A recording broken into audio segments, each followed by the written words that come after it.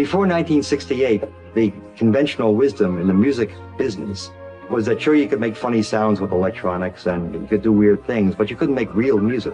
What was real music? Real music was music that made real money.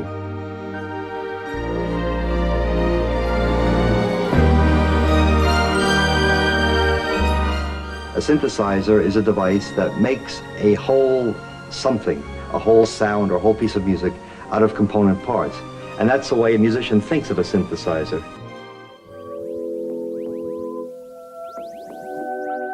During the late 70s, the Japanese electronics industry was experiencing a period of huge innovation.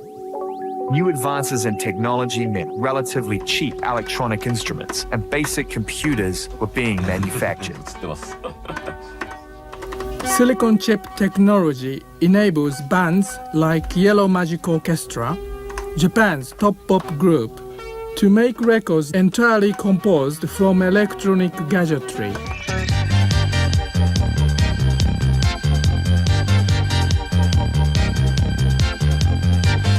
I don't think it matters if you are black, white or yellow. How your music sounds is a question of education and social background, not racial differences. It's got nothing to do with left and right sides of the brain either. It's to do with environment. When the riots happened in 1967, you know, that brought our togetherness into the city of Detroit. Detroit is such a desolate type city, you know, that you almost have to dream of the future to kind of escape the reality of your surroundings. So basically now we're prodigies of that environment that happened back in those days.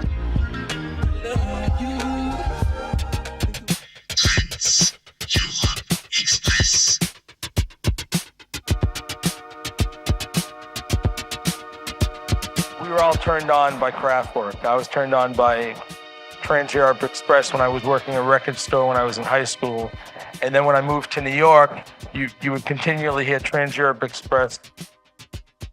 Back in the early days, we was playing a lot of different music, and a group from Germany that stuck a big chord in myself was Kraftwerk. So with the funk of James Brown, Sly and the Family Stone, Uncle George Parliament Funkadelic Clinton, I decided to mash it up. Obviously with Planet Rock, we married that sound with, you know, with the Bronx, with rap, with that whole other thing.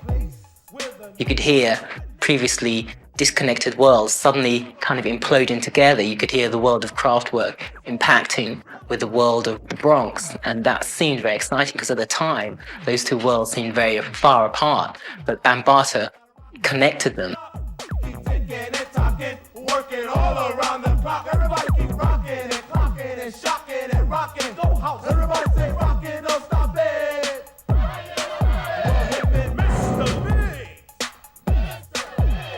You can only dream of what the rest of the world is like, and you want to find yourself trying to get out of there, and you want to put yourself in a position where whatever you think about, whatever you feel, you want to believe that it's going to help you get out of that city. At the beginning, I think everybody outside of the electronic music field thought that synthesizers were supposed to imitate traditional instruments, whereas the people who were inside electronic music wanted to use synthesizers to make completely new sounds. It was a culture that became something far more relevant, that acquired far more cultural significance than I think its original participants ever expected.